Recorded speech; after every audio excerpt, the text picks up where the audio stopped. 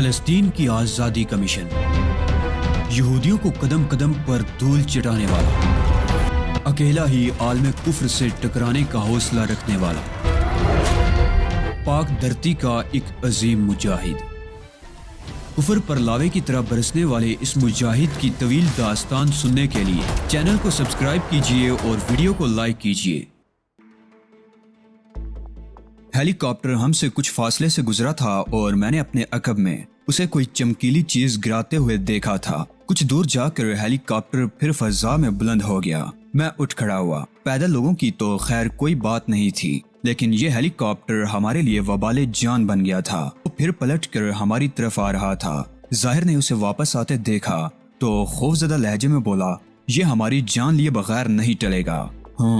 میں غرایا اور میں نے بندوق سیدھی کر لی۔ پچھلی بار کی طرح اس بار میں نے فائر کرنے میں تاخیر نہیں کی۔ متورم ہاتھوں سے نشانہ لینا آسان نہیں تھا، تاہم میں نے کوشش کی تھی کہ نشانہ خطا نہ ہونے پائے، مگر میری چلائی ہوئی تینوں گولیاں اسے کوئی نقصان نہ پہنچا سکیں۔ اگر اسے کوئی نقصان پہنچا ہوتا تو وہ اتنی آسانی سے بلند نہ ہو پاتا۔ پائلٹ نے ہیلی کاپٹر کو بلند کر لیا تھا، لیکن یہ بات یقینی تھی کہ میری چلائی ہوئی گولیوں میں سے کم از کم ایک گولی ضرور ہیلی کاپٹر کے اوپر گھومتے ہوئے پنکھے سے ٹکرائی تھی۔ پائلٹ نے ہیلی کاپٹر کو اوپر اٹھا لیا تھا، لیکن وہ ایک حرکت کر گزرا تھا۔ جس طرح ہمارے عقب میں اس نے کوئی چمکیلی چیز گرائی تھی، اسی طرح اب ہمارے سامنے دو چمکیلی چیزیں گرا دی تھیں۔ یہ ہیلی کاپٹر سے کیا چیز پھینکی گئی ہے؟ ظاہر نے مضطربانہ لہجے میں کہا۔ جہاں تک میں اندازہ کر پایا ہوں، یہ کسی قسم کے بم ہیں۔ اگر یہ بم ہیں تو پھٹے کیوں نہیں؟ ہمیں کوئی دھماکہ کیوں نہیں سنائی دیا؟ اوہ، میں نے اضطراری انداز میں کہا۔ باگو ظاہر، یہ فاسفورس کے بم معلوم ہوتے ہیں۔ میں نے اس مقام سے جہاں بم پھینکے گئے تھے سفید رنگ کا گاڑا دھواں اٹھتے دیکھ لیا تھا۔ عقب میں ہم سے کافی فاصلے پر جنگل میں آگ لگی ہوئی تھی، جس سے اٹھنے والا سیاہ دھواں فضا پر چھایا ہوا تھا۔ میں اور ظاہر دوڑتے ہوئے اس کھیت سے نکل آئے اور دائیں جانب والے دوسرے کھیت میں گھس گئے۔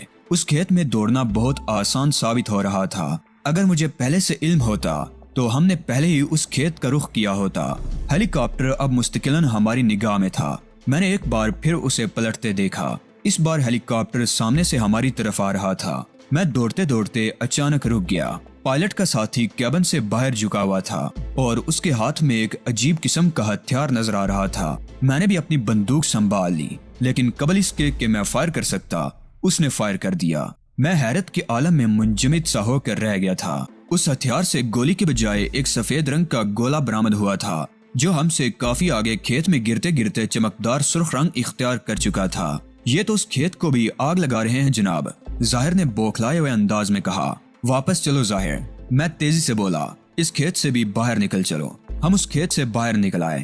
سامنے والے کھیت میں فاسفورس سلگنے کی سنسناہٹ سنائی دے رہی تھی۔ جس کھیت سے ہم ابھی نکلے تھے اس میں آگ لگ چکی تھی اور جنگل تو اب مکمل طور پر آگ کی زد میں تھا۔ شاید ان لوگوں نے ہمیں زندہ جلا دینے کا تہیہ کر لیا تھا۔ اگر انہوں نے واقعی ہمیں زندہ جلا دینے کا ارادہ کر لیا تھا تب بھی مجھے کوئی حیرت نہیں تھی۔ ان کی کمان اولیو ہاورڈ کے ہاتھ میں تھی، جس کی ہدایت کے بغیر وہ کوئی قدم نہیں اٹھا سکتے تھے، اور میں اس کی شفاقانہ فطرت سے بہت اچھی طرح واقف تھا۔ ابتدا میں تو اس نے ہمیں زندہ گرفتار کرنے کا حکم دیا تھا، لیکن جب اس نے دیکھا ہوگا کہ سینکڑوں غنڈوں کو استعمال کرنے کے باوجود ہم قابو میں نہیں آ رہے ہیں، تو اس نے جل کر یہ حکم جاری کر دیا ہوگا کہ ہمیں زندہ یا مردہ جس حالت میں بھی ممکن ہو اس کے حضور پیش کیا جائے۔ کھیت سے باہر نکل کر ہم نے ادھر ادھر دیکھا اور مجھے پگڈنڈی کے موڑ سے وہی 3 مسلح افراد مڑتے نظر آئے جنہیں ہم جنگل کے دوسری طرف چھوڑ آئے تھے۔ وہ ہمیں تلاش کرتے ہوئے یہاں تک آ گئے تھے۔ انہوں نے بھی ہمیں دیکھ لیا تھا۔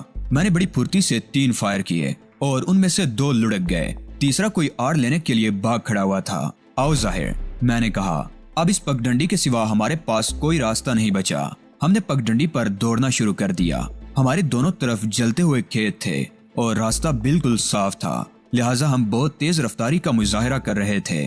ذرا ہی دیر میں ہم کھیتوں کے جلتے ہوئے حصوں سے کافی آگے نکل آئے۔ اب ہمیں کوئی خطرہ نہیں تھا، مگر نہیں، ہیلی کاپٹر تو بدستور موجود تھا۔ جب تک اس کا صفایا نہ ہو جاتا ہم خود کو محفوظ نہیں قرار دے سکتے تھے۔ البتہ اب ہیلی کاپٹر ہم سے بہت دور چلا گیا تھا اور بہت فاصلے سے ہمارے گرد چکر لگا رہا تھا۔ ایسا معلوم ہوتا تھا کہ وقتی طور پر اس نے تقریبی سرگرمیاں ترک کر کے صرف ہم پر نگاہ رکھنے کا فیصلہ کر لیا ہے۔ اب دائیں جانب والے کھیت میں گھس چلو ظاہر، زیادہ دیر کھلے میں رہنا ٹھیک نہیں ہے۔ ہم پھر کھیت میں داخل ہو گئے۔ اس طرح ہماری رفتار میں کمی تو آئی، لیکن اس طرح ہم کسی ناگہانی خطرے کی زد میں آنے سے محفوظ ہو گئے۔ ہمارے دائیں جانب کہیں دور سے فائروں کی آوازیں آ رہی تھی۔ میں یہ سمجھنے سے قاصر رہا کہ یہ بے مقصد فائرنگ کیوں کی جا رہی ہے۔ ہیلی کاپٹر اب بھی ہم سے کافی فاصلے پر چکر لگا رہا تھا۔ اگر وہ اتنے ہی فاصلے پر رہتا تو ہمیں اس سے اس کے علاوہ اور کوئی خطرہ نہیں تھا کہ وہ ہمیں تلاش کرنے والوں کو ہماری پوزیشن سے آگاہ کرتا رہتا، اور اس سٹیج پر ہماری صحت پر اس سے کوئی خاص فرق نہیں پڑ رہا تھا۔ کچھ ہی دیر بعد ہمارے دائیں جانب ہیلی کاپٹر سے آگ لگا دینے والا گولہ فائر کیا گیا، اور میں فوری طور پر اس کا مقصد سمجھ گیا۔ وہ ہمیں آگ کے دائرے میں پھنسا دینا چاہتے تھے۔ اس کے بعد دوسرا گولہ پھینکا گیا تو میں نے اپنا رخ ذرا سا بائیں جانب کر لیا۔ ظاہر میری تقلید کر رہا تھا۔ اب ہم جس مقام پر پہنچ چکے تھے وہاں کھیت ختم ہو گئے تھے اور کھلیان شروع ہو گئے تھے۔ ہم کٹی ہوئی فصلوں کے درمیان دوڑ رہے تھے۔ پھر ہیلی کاپٹر ہمارے دائیں جانب آیا اور وہاں 2 فائر کر دیے۔ کھلیان میں فوراً ہی آگ لگ گئی۔ ہم نے پھر دائیں جانب کا رخ کیا، مگر میں سمجھ چکا تھا کہ اب یہ کھیل زیادہ دیر جاری نہ رہ سکے گا۔ وہ لوگ پوری وادی کو آگ لگا دینے پر تل گئے تھے۔ میرا اندازہ درست ثابت ہوا۔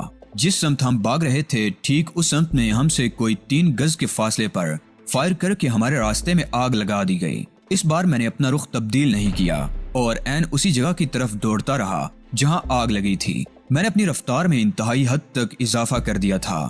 مجھے احساس تھا کہ ظاہر لڑکھڑا رہا تھا اور اس کا دم اکھڑ رہا تھا، لیکن جو کچھ میں کر رہا تھا وہ ہماری بچت کی واحد صورت تھی۔ ہم ایک بار آگ کے دائرے میں پھنس جاتے تو اس سے باہر نکلنا محال ہو جاتا۔ 30 گز کا فاصلہ طے کرتے کرتے آگ پوری طرح بھڑک چکی تھی۔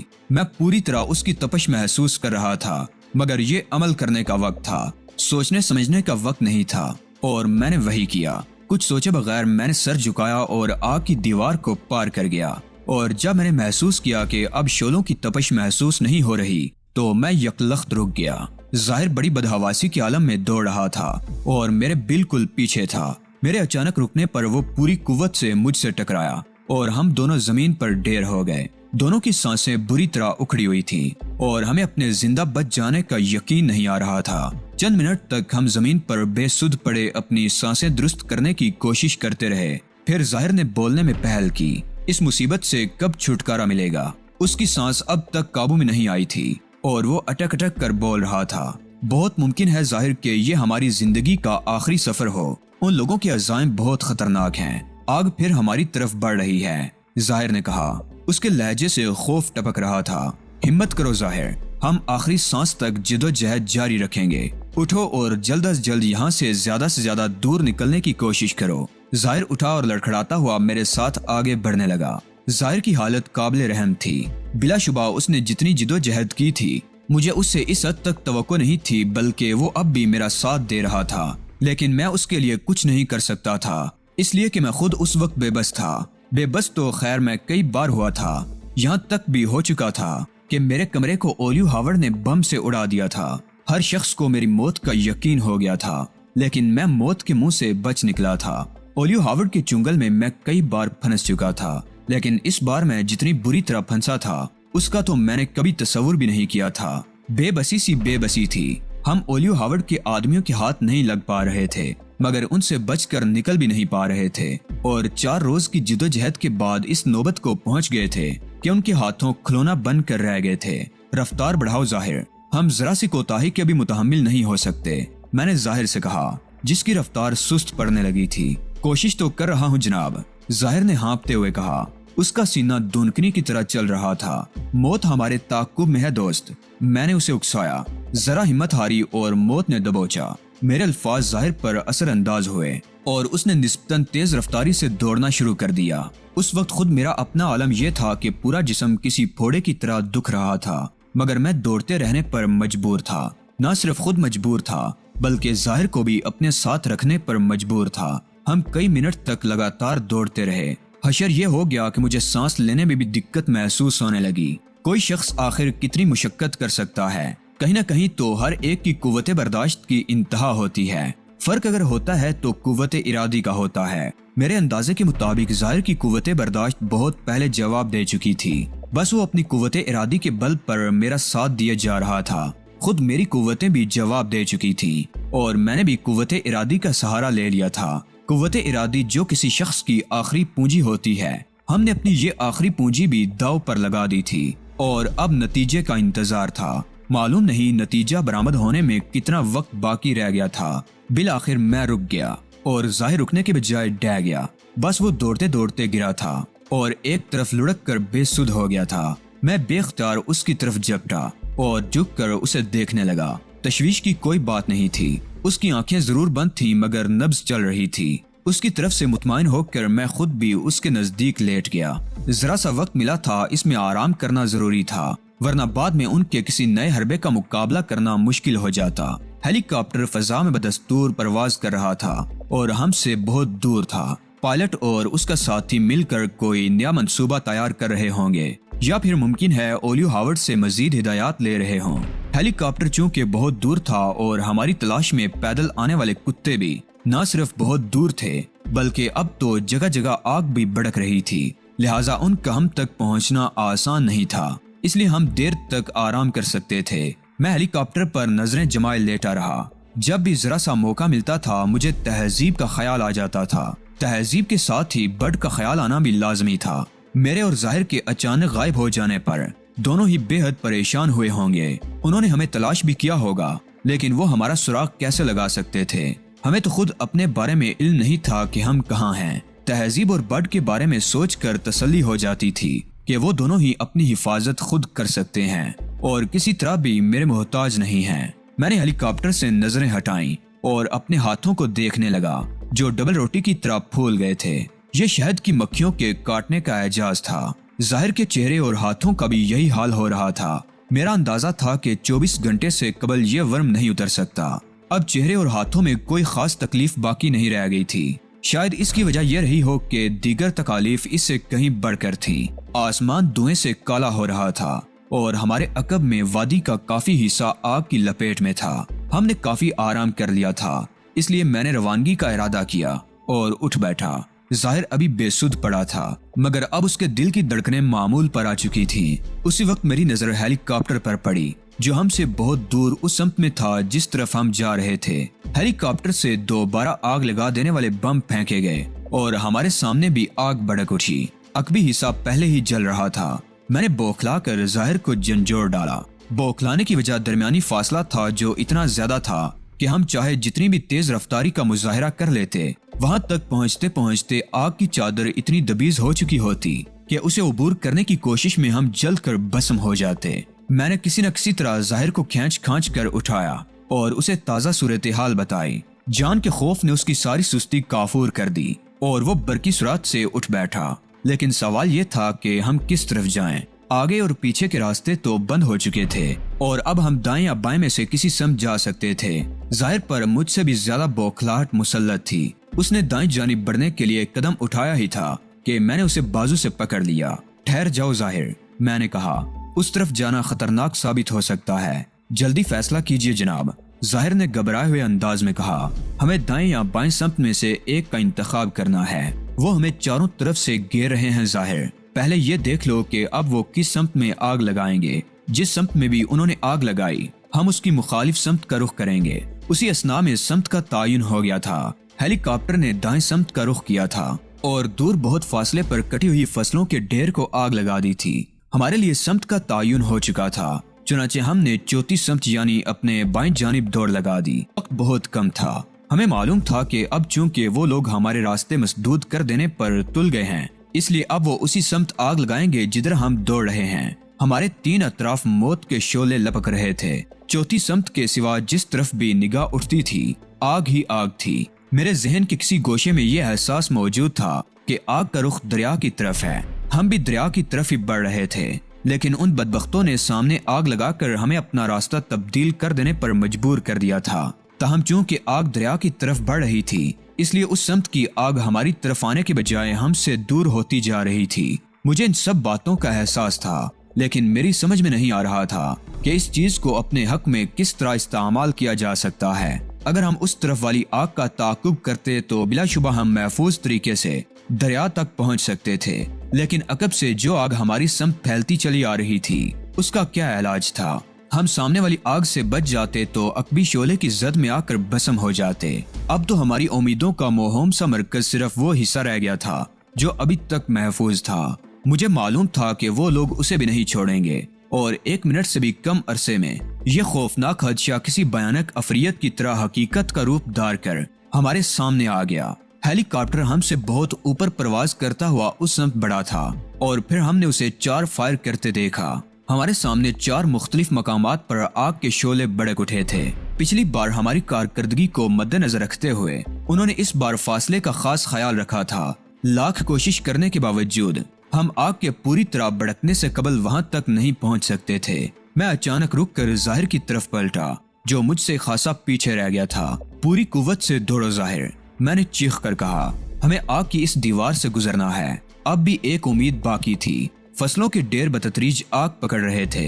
اگر ہم بہت زیادہ تیز رفتاری کا مظاہرہ کرتے ہوئے وہاں تک پہنچ جاتے تو امکان تھا کہ آگ کے شعلے بلند ضرور ہو چکے ہوں گے، لیکن آگ کی چادر کی چوڑائی اتنی کم ہوگی کہ کم سے کم نقصان کے عوض اس میں سے گزر سکتے تھے۔ مجھے جلد ہی معلوم ہو گیا کہ میرا اندازہ درست نہیں تھا۔ ہم اتنا تیز نہیں دوڑ سکتے تھے کہ آگ پھیلنے سے قبل وہاں تک پہنچ جاتے۔ اس کے علاوہ جس سمت میں ہم دوڑ رہے تھے وہاں ہیلی کاپٹر سے مزید فائر کیے گئے تھے، گویا انہوں نے آگ کی دیوار دوہری کر دی تھی۔ اب اس دیوار کو عبور کرنے کی کوشش خودکشی کرنے کے مترادف ہوتی۔ میں نے فوری طور پر ایک فیصلہ کیا اور اپنا رخ تبدیل کر دیا۔ میں نے قدرے بائیں جانب دوڑنا شروع کر دیا تھا۔ اب ہم اسی سمت میں دوڑ رہے تھے جس طرف ہمارے بائیں جانب لگی ہوئی آگ پھیل رہی تھی۔ یہ آگ بڑھتے بڑھتے بالآخر دریا کی سمت والی آگ سے جا ملتی اور ہمارے راستے مسدود ہو جاتے۔ آگ چونکہ ابھی پھیل رہی تھی لہٰذا امکان تھا کہ ہم دونوں سمت کی آگ کے ملاپ سے قبل ہی اس مقام سے گزر جائیں جو بائیں جانب والی آگ کے انتہائی سرے پر واقع تھا اور دریا بھی اسی سمت واقع تھا۔ میری یہ امید بھی خاک میں مل گئی۔ ہم ابھی کافی دور تھے کہ ہمارے بائیں جانب لگی ہوئی آگ پھیلتی ہوئی سامنے والی آگ سے جا ملی اور اب اسے دیکھ کر کوئی نہیں کہہ سکتا تھا کہ کچھ دیر قبل دونوں طرف کی یہ آگ الگ الگ تھی۔ اب تو وہاں شعلے ہی شعلے تھے اور آگ کی دبیز دیوار تھی۔ میں مایوس ہو کر رک گیا، لیکن میں نے چاروں طرف گھوم کر یہ جائزہ ضرور لیا تھا کہ شاید کہیں کوئی ایسی جگہ نظر آ جائے جہاں سے باہر نکلنے کا راستہ مل جائے، مگر ایسی کوئی جگہ نظر نہیں آئی۔ ظاہر نے بھی ہراساں انداز میں چاروں طرف نظریں دوڑائی تھیں۔ عقبی سمت سے لگی ہوئی آگ ہماری طرف بڑھتی چلی آ رہی تھی۔ اس کی رفتار خطرناک حد تک تیز تھی۔ 10 منٹ بعد نہ صحیح تو 20 منٹ بعد وہ ہم تک ضرور پہنچ جاتی۔ ہیلی کاپٹر پرواز کرتا ہوا ہمارے سروں پر معلق ہو گیا، گویا وہ ہمارے اعترافی شکست کا انتظار کر رہے تھے۔ دھواں ہمارے سروں کے اوپر سے گزر رہا تھا اور ہمیں تپش بھی محسوس ہو رہی تھی، لیکن کمال کی بات یہ تھی کہ تپش ناگوار نہیں گزر رہی تھی۔ حالانکہ سورج بھی پوری آب و تاب کے ساتھ چمک رہا تھا اور ہمارے کپڑے پسینے سے تربتر ہو رہے تھے۔ میں نے نگاہ اٹھا کر ہیلی کاپٹر کی طرف دیکھا۔ وہ معلق تھا اور بلندی اتنی تھی کہ ہمارے کسی اقدام سے اس پر کوئی اثر نہیں پڑ سکتا تھا۔ میں سوچ میں پڑ گیا، کیا ہم اعترافی شکست کر لیں یا نہ کریں؟ اگر ہم اعترافی شکست کر لیتے تو اس کا مطلب یہی ہوتا کہ ہم اپنا تشخص کھو بیٹھے ہیں۔ اولیو ہاورڈ کا منشا بھی یہی تھا کہ میں اعترافی شکست کر لوں، چونکہ اس وقت ظاہر بھی میرے ہمراہ تھا اور میں محض اپنی انا کی خاطر اس کی زندگی خطرے میں نہیں ڈال سکتا تھا، لہٰذا میں نے اسے مشورہ کرنا ضروری خیال کیا۔ اس کی زندگی بچانے کی خاطر مجھے یہ ذلت بھی گوارا تھی کہ میں اپنے بدترین دشمن اولیو ہاورڈ کے روبرو اپنی شکست کا اعتراف کر لوں۔ میں ظاہر کی طرف مڑا۔ وہ انتہائی سراسیمگی کے عالم میں چاروں طرف دیکھ رہا تھا۔ سنو ظاہر، میں نے اس کے کاندھے پر ہاتھ رکھ کے کہا، وہ ہمارے جواب کا انتظار کر رہے ہیں، کیا کیا جائے؟ میں آپ کا مطلب نہیں سمجھا۔ ظاہر نے پیشانی سے پسینہ پونچھتے ہوئے کہا۔ اس کی نظریں اب بھی چاروں طرف بھٹک رہی تھی۔ اگر ہم ہتھیار پھینک دیں تو ہماری مصیبتوں کا خاتمہ ہو سکتا ہے۔ اس سلسلے میں مجھے تمہاری رائے درکار ہے۔ ظاہر نے چونک کر مجھے دیکھا۔